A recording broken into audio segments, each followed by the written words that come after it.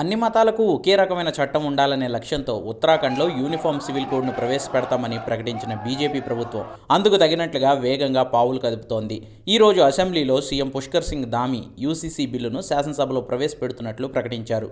బిల్లుపై చర్చ పూర్తయిన తర్వాత ఓటింగ్ను నిర్వహిస్తామని స్పీకర్ ప్రకటించారు.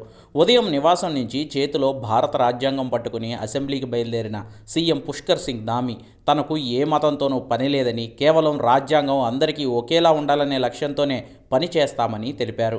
ఆ తర్వాత అసెంబ్లీలో యూసీసీ బిల్లుపై సీఎం ప్రకటన చేయగానే అసెంబ్లీ మొత్తం వందే మాతరం, జై శ్రీరామ్ నినాదాలతో మారుమోగింది.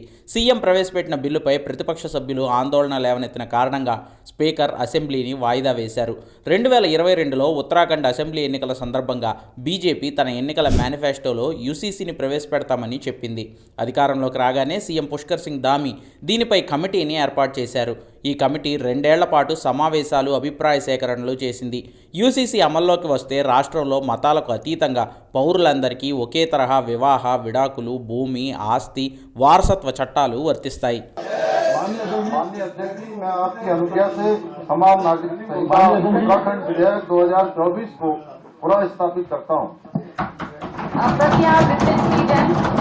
देखिए, हम सब उत्तराखंड के विधायकों के लिए ऐतिहासिक क्षण है, आनंद अभिभूत ऐसा अवसर।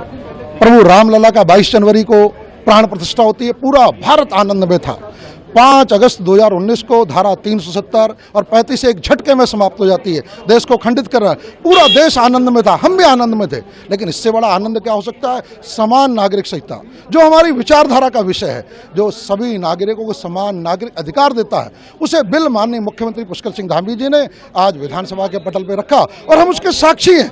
हम उसे पास कराने का एक निमित्त बन रहे हैं। इससे बड़ा आनंद का समय नहीं हो सकता।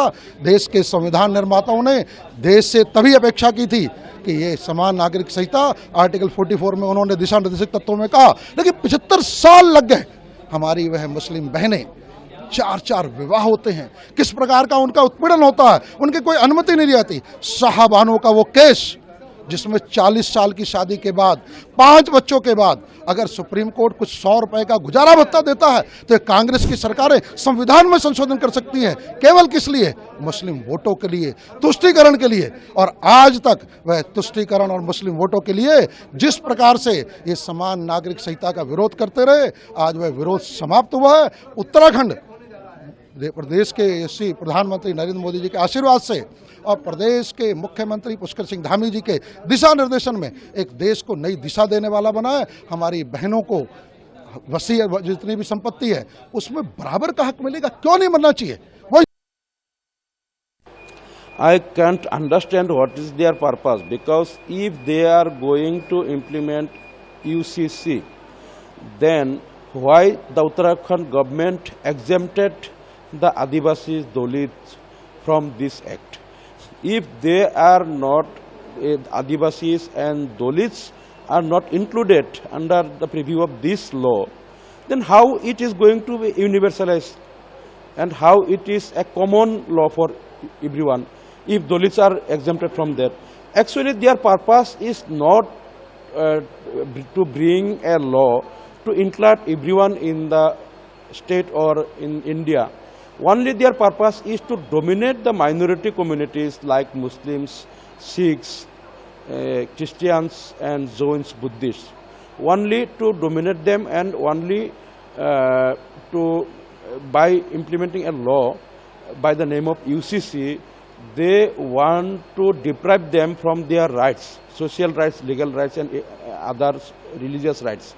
And this is their way to create a situation, a communal situation, so that they can collect more and more votes from the RSS background peoples. And it is not their ambition, their purpose is not a right purpose. It is, we oppose the bill or the act UCC, and we shall continue our opposing against the bill.